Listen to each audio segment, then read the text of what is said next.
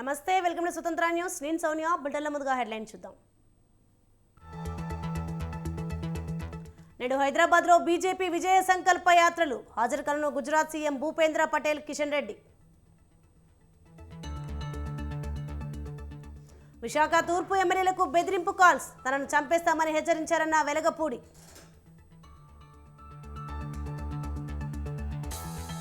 ఏపీలో కాంగ్రెస్ పార్టీ ఎన్నికల తొలి ప్రచార సభ, న్యాయ సాధన సభ పేరుతో నిర్వహిస్తున్న ఏపీసీసీ.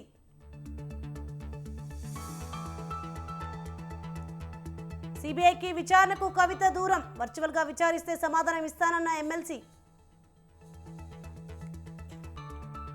మార్చి 1 నుంచి శ్రీశైలంలో మహాశివరాత్రి ఉత్సవాలు, భక్తుల కోసం అటవీ మార్గంలో సౌకర్యాలు.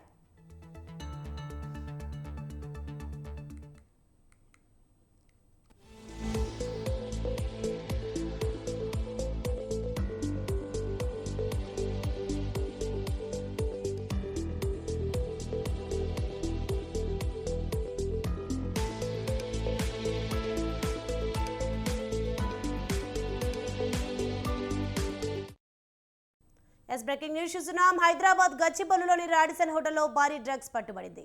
ఒక రాజకీయ నేత కుమారుడితో పాటు ఇద్దరిని అదుపులోకి తీసుకున్నారు. పెద్ద మొత్తంలో డ్రగ్స్ స్వాధీనం చేసుకున్నారు. గచ్చిబౌలి పోలీసుల అదుపులో ప్రముఖ వ్యాపారవేత్త కుమారుడు ఉన్నట్లు సమాచారం. హోటల్లో అర్ధరాత్రి విందు ఏర్పాటు చేసిన రాజకీయ నేత కుమారుడు విందులో కొకైన్ సేవించినట్లు అనుమానం వ్యక్తం చేస్తున్నారు.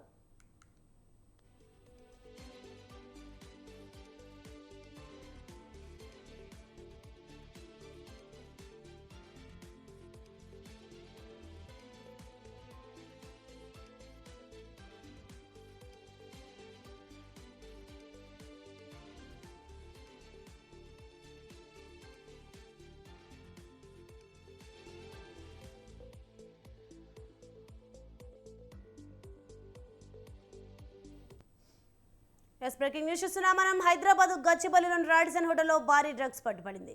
ఒక రాజకీయ నేత కుమారుడితో పాటు ఇద్దరిని అదుపులోకి తీసుకున్నారు.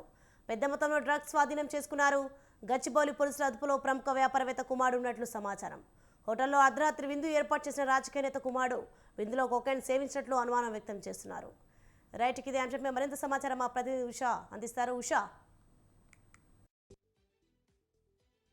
హోటల్లో ఏదైతే ప్రముఖ రాజకీయ నేత కుమారుడైనటువంటి వివేకానంద అతని ఫ్రెండ్స్ ఇద్దరు కలిసి రాడిసన్ హోటల్లో భారీ ఎత్తున డ్రగ్స్ పార్టీ నిర్వహిస్తున్నట్టుగా ఎస్ఓటీ పోలీసులకు పక్కా సమాచారం అందడంతో రైట్స్ కి రెడ్ హ్యాండెడ్ గా దొరికారు వీరు. ప్రస్తుతం చూసుకున్నట్టే రైట్స్ లో భాగంగా గత 3 రోజుల నుంచి కూడా వీరు ఇక్కడ పార్టీ నిర్వహిస్తున్నట్టుగా తెలుస్తోంది. వీరికి డ్రగ్స్ ఎక్కడి నుంచి వచ్చింది, అలాగే సినీ ప్రముఖులతో కూడా ఉన్న ఫోటోలు కూడా వీళ్ళ దగ్గర ఉన్నాయి కాబట్టి సినీ ప్రముఖుల ద్వారా వీరికి డ్రగ్స్ అందాయా లేకపోతే వీరు ఎక్కడి నుంచి డ్రగ్స్ ని కొనుగోలు చేశారు అన్న కోణంలో అయితే పోలీసులు పూర్తి స్థాయిలో అయితే దర్యాప్తు అయితే కొనసాగిస్తున్నారు. ప్రస్తుతం చూసుకున్నట్టయితే గతంలో కూడా ఇద్దరు మహిళల్ని గచ్చిబౌలి ఏదైతే సరౌండింగ్స్ లో ఉన్నటువంటి కొన్ని ఏరియాల్లో ఇద్దరు మహిళల్ని కూడా పట్టుబడడం జరిగింది. రాష్ట్ర వ్యాప్తంగా ఇప్పటికే ట్రై కమిషనర్ రేట్ లో హైదరాబాద్ రాజకోట ఈ 3 కమిషనరేట్ లో కూడా ఇప్పటికే డ్రగ్స్ రహిత రాష్ట్రంగా చేయాలి తెలంగాణలో అన్న కోణంలో సీఎం ఇచ్చినటువంటి ఆదేశాలతో ప్రతి ఒక్క చోట కూడా జల్లెడ పడుతున్నారు పోలీసులు.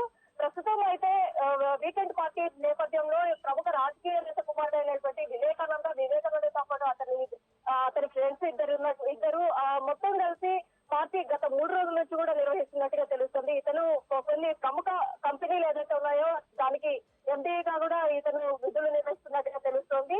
ఓన్ ఏదైతే కంపెనీస్ కూడా ఇతను నిర్వహిస్తున్నట్టుగా తెలుస్తుంది. ఈ డ్రగ్స్ కి సంబంధించి ఇతనికి ఎక్కడి నుంచి వచ్చింది, ఎవరు సరఫరా చేశారు, ఏదైతే పెడ్లర్స్ ఏమైనా సరఫరా చేశారా అన్న కోణంలో అయితే పూర్తి స్థాయిలో అయితే దర్యాప్తు కొనసాగిస్తున్నారు. ప్రస్తుతానికైతే అదుపులోకి తీసుకున్నటువంటి పోలీసులు రాడిసన్ హోటల్లో ఏదైతే సీసీ కెమెరా ఫుటేజెస్ కావచ్చు, అలాగే రాజకోట పరిధిలో జరిగింది కాబట్టి ఎస్ఓటీ పోలీసులు అలాగే రాజకోట పోలీసులు సంయుక్తంగా నిర్వహించినటువంటి ఈ దాడులు ఏదైతే ఉన్నాయో రెడ్ హ్యాండెడ్ గా పట్టుబడినటువంటి వివేకానంద ఎలాంటి సమాచారాన్ని అందిస్తారు, అలాగే డ్రగ్స్ కి సంబంధించి వీరు కొకైన్ భారీ ఎత్తున సేవించినట్టుగా కూడా తెలుస్తోంది.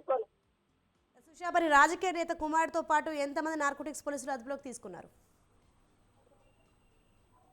వివేకానందతో పాటు అలాగే అతని స్నేహితులు ఇద్దరిని కూడా రాజకోట పోలీసులు అదుపులోకి తీసుకున్నట్టుగా తెలుస్తోంది. వీరు మొత్తం కూడా పార్టీ వీకెండ్ పార్టీ ఏదైతే శని ఆదివారాలు వీకెండ్ కావడంతో వీకెండ్ పార్టీ నిర్వహిస్తున్నట్టుగా తెలుస్తుంది. ఈ 2 రోజులు పక్కా సమాచారం అందుకున్నటువంటి పోలీసులు ఎవరైతే ఉన్నారో ఎస్ఓటీ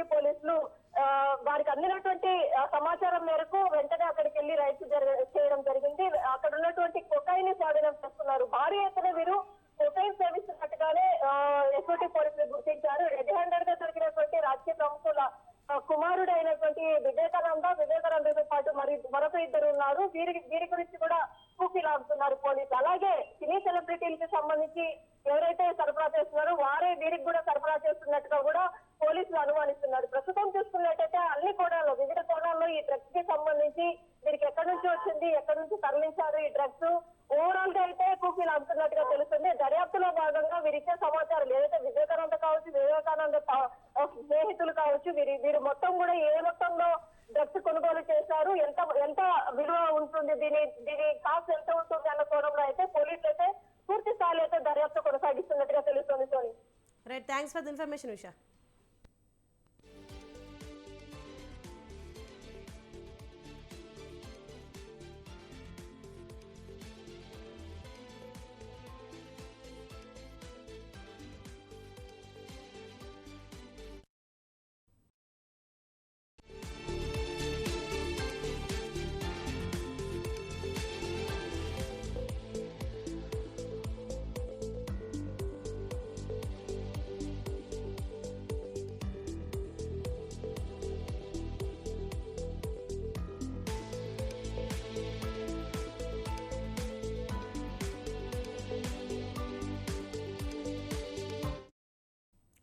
మరొక బ్రేకింగ్ న్యూస్ చూస్తున్నాం. పార్లమెంట్ ఎన్నికలు సమీపిస్తుండటంతో బీజేపీ పార్టీ ఇతర రాష్ట్రాలతో పాటు తెలంగాణలోనూ మరింత దూకుడు పెంచింది. బీజేపీ అగ్రనేత కేంద్ర హోంశాఖ మంత్రి అమిత్ షా తెలంగాణలో పర్యటించనున్నారు. మార్చి 4వ తేదీన అమిత్ షా తెలంగాణకు వస్తున్నారు. ఈ మేరకు షెడ్యూల్ ఫిక్స్ అయింది. రాష్ట్ర వ్యాప్తంగా తెలంగాణ బీజేపీ చెప్పిన విజయ సంకల్ప యాత్ర ముగింపు సభలో అమిత్ షా పాల్గొనున్నారు.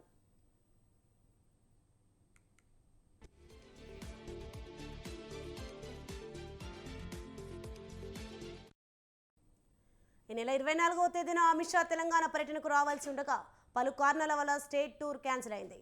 దీంతో మార్చి 4న ఆయన తెలంగాణకు రానున్నారు.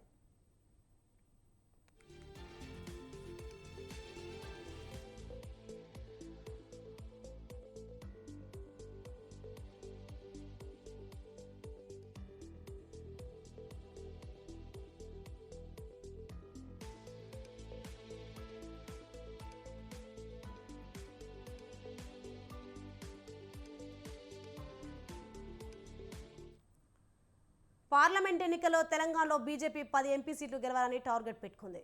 ఇందులో భాగంగా రాష్ట్ర వ్యాప్తంగా విజయ సంకల్ప యాత్ర చేపట్టింది. ఈ నెల 16వ తేదీన బీజేపీ స్టేట్ చీఫ్ కేంద్ర మంత్రి కిషన్ రెడ్డి హైదరాబాద్లో ఈ యాత్ర ప్రారంభించారు. ఈ యాత్ర కోసం బీజేపీ రాష్ట్రాన్ని 5 క్లస్టర్లుగా విభజించింది.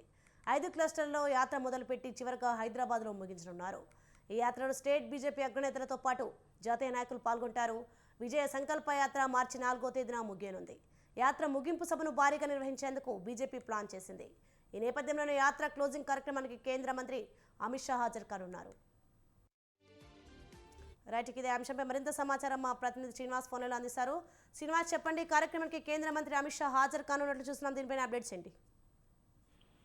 సోని, రానున్న మార్చి 4వ తేదీన విజయ సంకల్ప యాత్ర ముగింపు సభ హైదరాబాద్ లో భారీ స్థాయిలో నిర్వహించడానికి రాష్ట్ర బీజేపీ సన్నాహాలు చేస్తుంది. ఈ సభకు కేంద్ర హోంశాఖ మంత్రి అమిత్ షా రానున్నారు.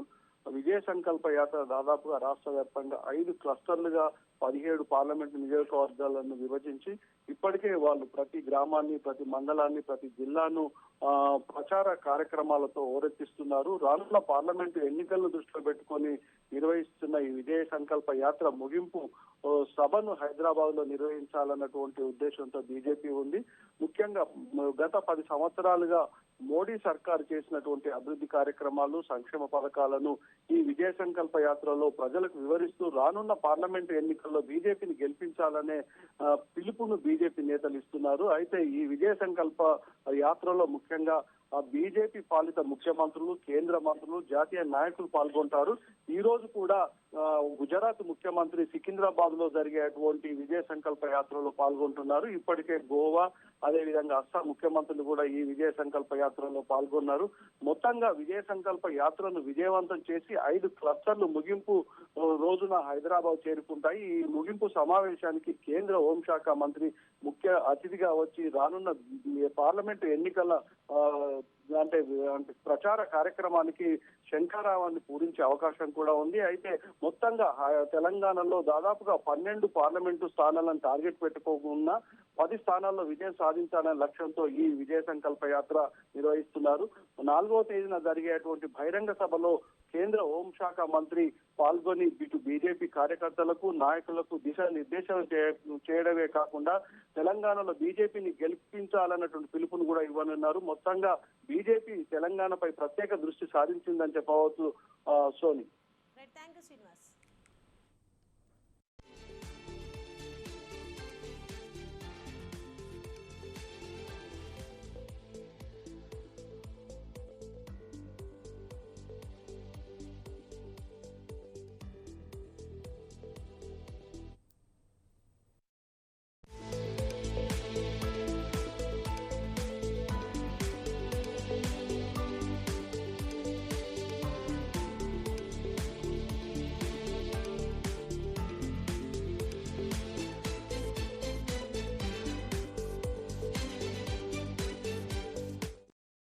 మరొక బ్రేకింగ్ న్యూస్ చూస్తున్నాం. ఏపీలో సార్వత్రిక ఎన్నికల నేపథ్యంలో ఉమ్మడి అనంతపురం జిల్లా నుంచి ఎన్నికల శంఖారావం పూరించాలని కాంగ్రెస్ పార్టీ రాష్ట్ర నాయకత్వం నిర్ణయించింది.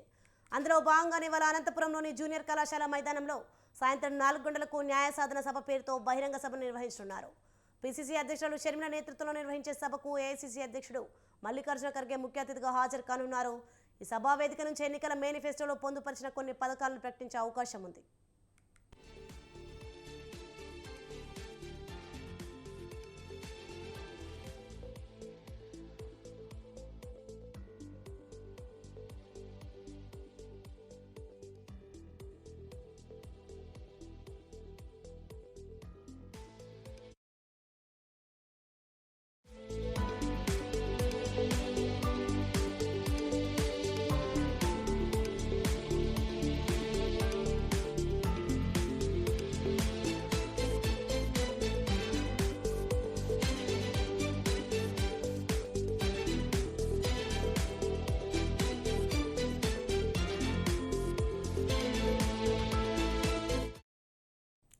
మరొక బ్రేకింగ్ న్యూస్ చూస్తున్నాం. టీడీపీ తొలి జాబితా చూసి వైసీపీ నాయకులు వణుకు మొదలైందన్నారు మాజీ ఎంపీ జేసీ దివాకర్ రెడ్డి.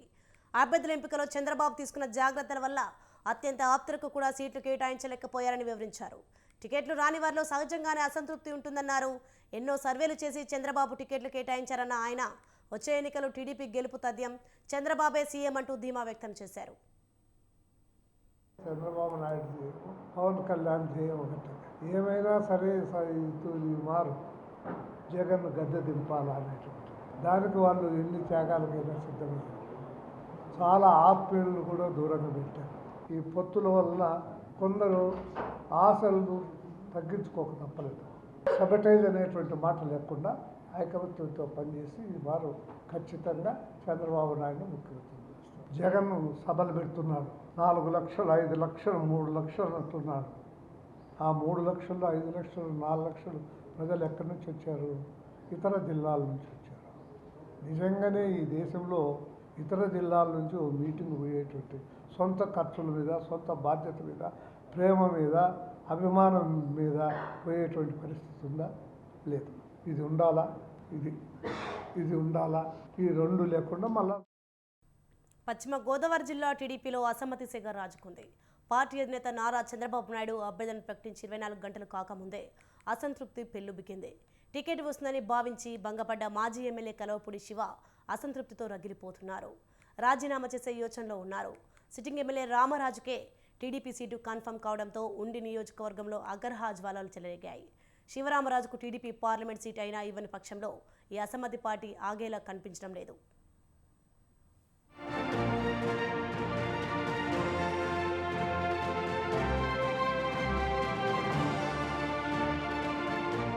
ఆంధ్రప్రదేశ్లో తిరిగి అధికారంలోకి రావడమే లక్ష్యంగా తెలుగుదేశం పార్టీ వ్యూహాత్మకంగా అడుగులు వేస్తోంది. ఇందులో భాగంగా 99 అసెంబ్లీ స్థానాలకు జనసేన, టీడీపీ ఉమ్మడి అభ్యర్థులను ప్రకటించాయి. పశ్చిమ గోదావరి జిల్లాలో పలు నియోజకవర్గాల్లో టీడీపీ అభ్యర్థులను పార్టీ జాతీయ అధ్యక్షుడు చంద్రబాబు ప్రకటించారు. టీడీపీకి కంచుకోట ఉండి నియోజకవర్గంలో సిట్టింగ్ ఎమ్మెల్యే రామరాజుకు సీటు కేటాయించడంతో శివరామరాజు వర్గం భగ్గుమంది ఆగ్రహ జ్వాలలు వ్యక్తం చేసింది. లకు అందుబాటులో ఉంటూ 2 సార్లు ఎమ్మెల్యేగా గెలిచిన శివరామరాజును పక్కన పెట్టి రామరాజుకు టికెట్ ఇవ్వడంపై ఉండి నియోజకవర్గంలోని శివరామరాజు వర్గం నివ్వురుగప్పిన నిప్పులా ఉంది.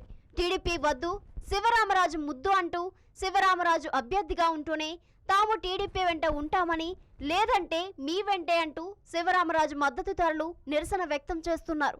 అవసరమైతే శివరామరాజును ఇండిపెండెంట్ గా గెలిపించుకుంటామంటూ రెబెల్ అభ్యర్థిగా బరిలో దిగాలని ఆయనపై కేడర్ ఒత్తిడి తెస్తోంది. పక్క పార్టీలు ఎన్ని ఆశలు చూపినా, పదవులు ఆశ చూపినా పార్టీ జెండా మోస్తూ ప్రజాసేవకుడిగా నియోజకవర్గంలో ప్రజలకు ఆత్మీయుడిగా ఉన్న శివరామరాజుకు ఎంపీ అయినా కేటాయించాలని ఆయన మద్దతుదారులు డిమాండ్ చేస్తున్నారు. శివరామరాజుకు న్యాయం చేయని పక్షంలో మూకుమ్మడిగా రాజీనామా చేస్తామంటూ కేడర్ హెచ్చరిస్తున్నారు. ప్రజల్లో ఉండే నాయకుడికి మేం గెలిపించుకుంటామంటున్న కేడర్ ధీమా వ్యక్తం చేస్తుంది. ప్రజల్లో సేవ చేసే నాయకుడి సీటు లేకపోవడం దారుణమని ఆగ్రహం వ్యక్తం చేస్తున్నారు.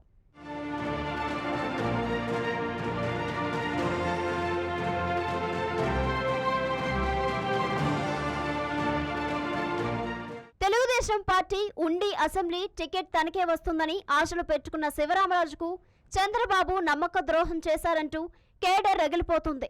టీడీపీ పార్టీ ఆత్మగౌరవ పార్టీ అని చెప్పుకుంటారు. అయితే తమ నేతకు గౌరవం లేకుండా చేసిందంటున్న ఉండిలో పలువురు కార్యకర్తలు అంటున్నారు. టికెట్ దక్కకపోవడంతో కలవపూడి శివ రాజీనామా చేస్తారంటూ జోరుగా ప్రచారం జరుగుతుంది. తీవ్ర మనోవేదనకు గురైన శివరామరాజు నియోజకవర్గ ప్రజలు అభిప్రాయం తీసుకుని తన నిర్ణయం ప్రకటించే అవకాశం ఉంది. ఉండి తెలుగుదేశం మ్యాండేట్ని ఆశించాను, కానీ అధిష్టానం నన్ను కన్సిడర్ చేయలేదు. దుర్మార్గంగా, దారుణంగా నన్ను అవమానపరిచే విధంగా అధిష్టానం ప్రవర్తించింది. నేను ఇప్పటికీ కూడా పార్టీకి విధేయుడు ఉండే వ్యక్తిని.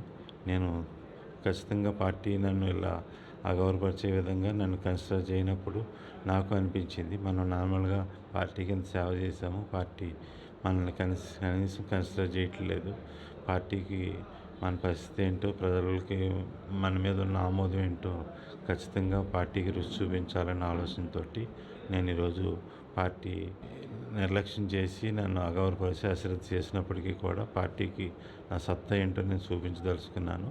ఉండి నియోజకవర్గ ప్రజల ఆమోదంతో ప్రజాక్షేత్రంలోకి రాబోతున్నాను. ఖచ్చితంగా 24 ఇప్పుడు సార్వత్రిక ఎన్నికల్లో ఖచ్చితంగా ఉండి నియోజకవర్గం నుంచి ఎమ్మెల్యేగా కంటెస్ట్ చేయబోతున్నాను. ప్రజల ఆమోదంతో ఖచ్చితంగా విజయం సాధిస్తాను. గెలుపు గుర్రాల కోసం అన్వేషిస్తున్న వైసీపీ పార్టీ ఇప్పుడు తాజాగా కలవపూడి శివరామరాజుపై ఫోకస్ పెట్టింది. తన నిర్ణయాన్ని కొద్ది రోజుల్లో ప్రకటిస్తానని కలవపూడి శివ తెలిపినట్లు సమాచారం. చంద్రబాబు నమ్మించి మోసం చేస్తాడనుకోలేదంటూ కేడర్ ఇప్పటికే మండిపడుతున్నారు.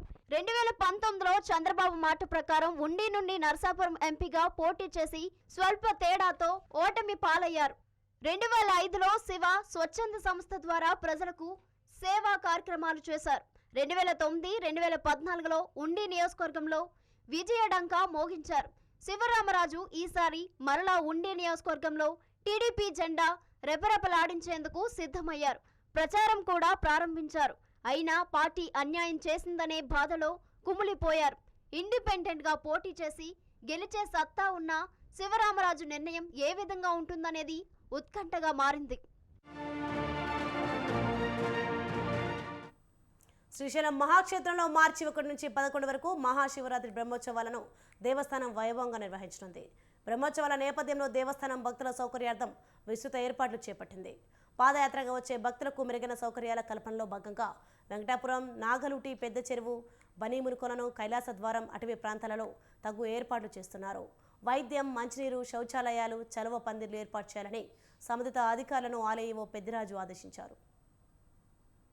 అటవీ అధికారుల సహకారంతో జంగిల్ క్లియరెన్స్ పనులు త్వరగా పూర్తి చేయాలన్నారు.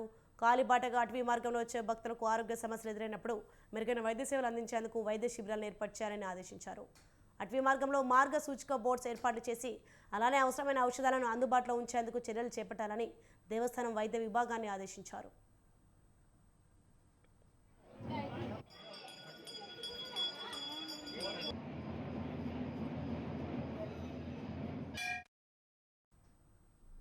ऐसे के bulletin updates for more updates keep watching स्वतंत्र न्यूज़।